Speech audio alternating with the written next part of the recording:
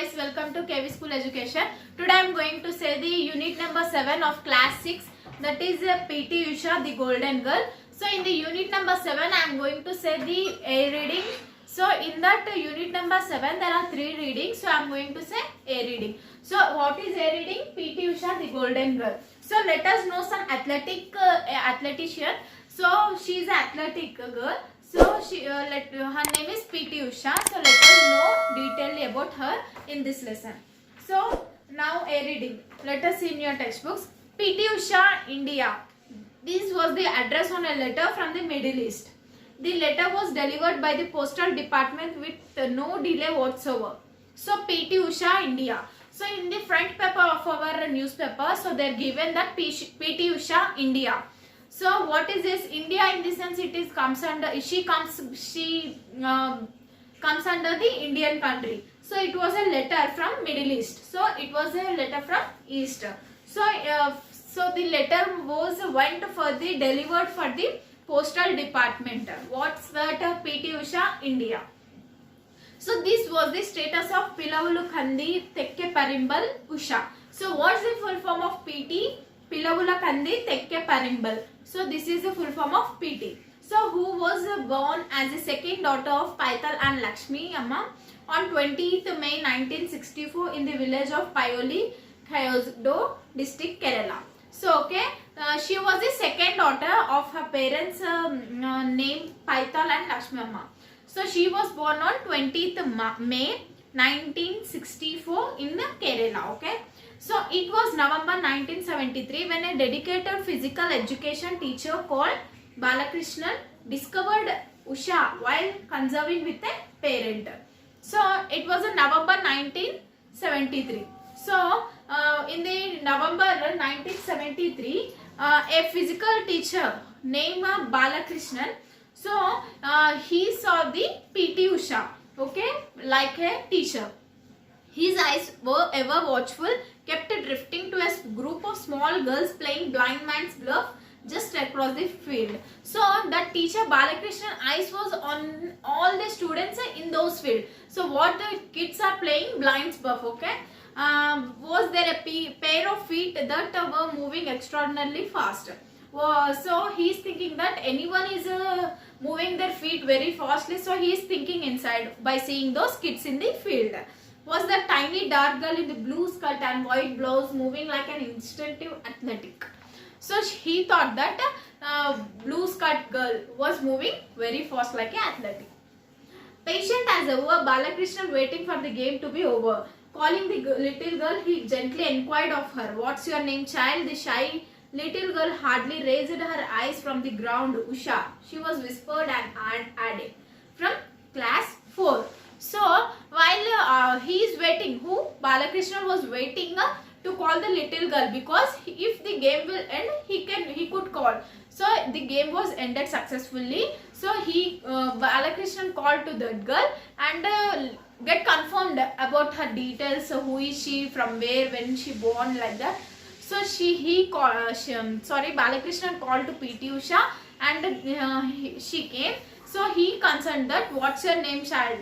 So she was very shy and she just raised her head and said whisperly, "PT Usha." Okay. She was from class 4 at that time.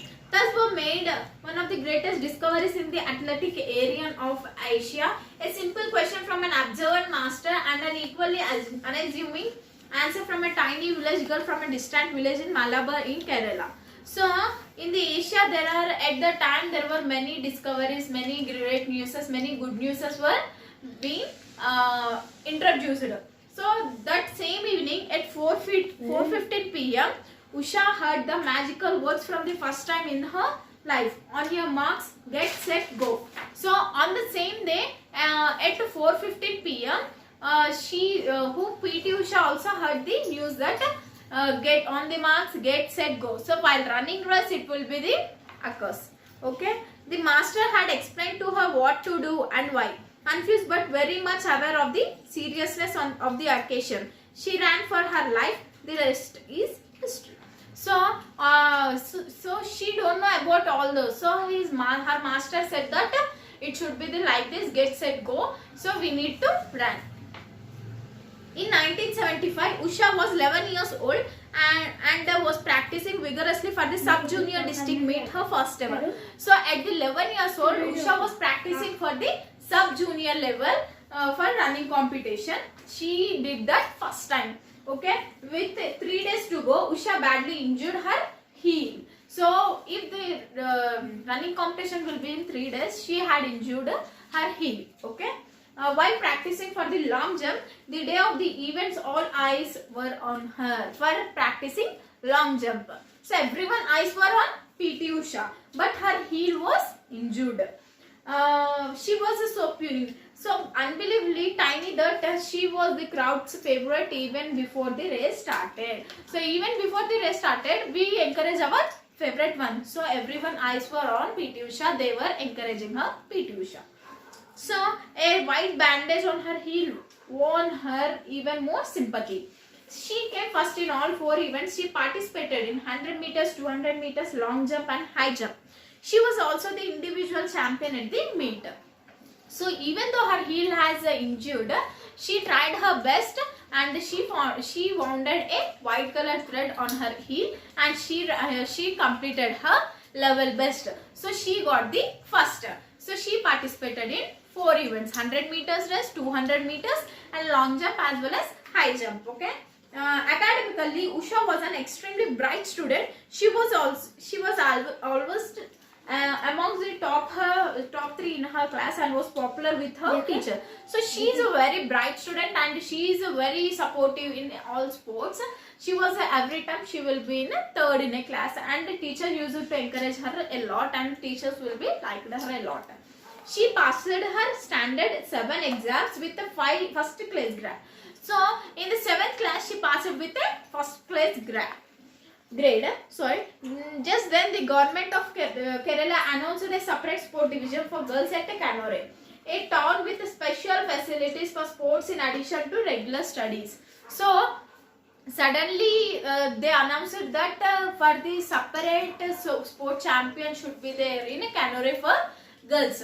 So with the addition of their studies, that to sports in Kannur. Usha joined the sport division at Kannur to improve her sport talent. So Usha joined there where Kannur for improving of her sports talent. She was left in the safe hands of C.H. Paital, the headmaster of the school. So who was the headmaster of the school? C.H. Paital. So she was under control of him. It was at Kannur that another great master fixed her imagination so much that together they achieved the impossible. His name was Madhavan Nambiar. So in the another great master field, opposite field, there was a Madhavan Nambiar. He is also too powerful and he is also achieved many impossible events. By 1977, Usha and Nambiar were inseparable. Nambiar had found the war he had been waiting for all his life and Usha had found her guru. Nambiar would from now on care for her like a father. Usha's meticulous systematic training began in NS. So these both will be the work hardest persons. They fight for the events. They eagerly waiting for the events which upcoming. Okay. Usha had a regular training run on the beach of Paoli. She preferred to be trained alone. For the vastness of the beach gives her a sense of freedom. So Usha, she will go for a walk near to the beach at the Paoli. So she is herself been as a single, I should train myself, her motto. Like that she prepared because she can easily sense the feel of a beach and also she had a good freedom. She ran joyfully and freely and she derived her strength from the seniority and peace of her beloved Kerala surroundings. Nambiar introduced his sand training in her program to enhance her performance in the athletics. Just after 1982 New Delhi Asian Games, sand training has enhanced the performance of many great athletics, from Edwin Moses to top flight Indian athletic like Milkha Singh and Sri Ram Singh. So she also wanna become like a Milkha Singh and Sri Ram Singh. So in Delhi, they are also performed at Delhi Asian Games in 1982. Usha's athletic achievements are well known to almost all Indians. 2 silver medals, in 1982, and the New Delhi Asian Games 4th place in the 400 meter at the 1984 Jharkhata Asian Meets, and 4 gold and 1 silver at 1968 Asian Games in Seoul. So this much of the medals she had achieved. Who? PT Usha. PT Usha's story is that of a gifted child from humble origins, achieving international success through sheer dedication and immense hard work. Never in her history of the independent India, as a youngest from the remote background town of rural origin, caught the imagination of youth in particular and the public in general, as Usha has said, a professor of English in USA, Usha's hometown. So she is a motivational girl, which she had achieved many medals, and she is now inspirable to nowadays people. So in her time she worked very hard to reach her goal. She never lost her hope on herself and for another. So she is remarkable now as a particular a girl, English girl in her hometown. Who's Usha? So this is the story of Usha. So it is very inspirable and very motivational story. So if you wanna know more, just search in Google or else just read in this story again. And if you had any doubt, comment in the comment box. If you liked this video, don't forget to like, comment, share and subscribe to KB School Education.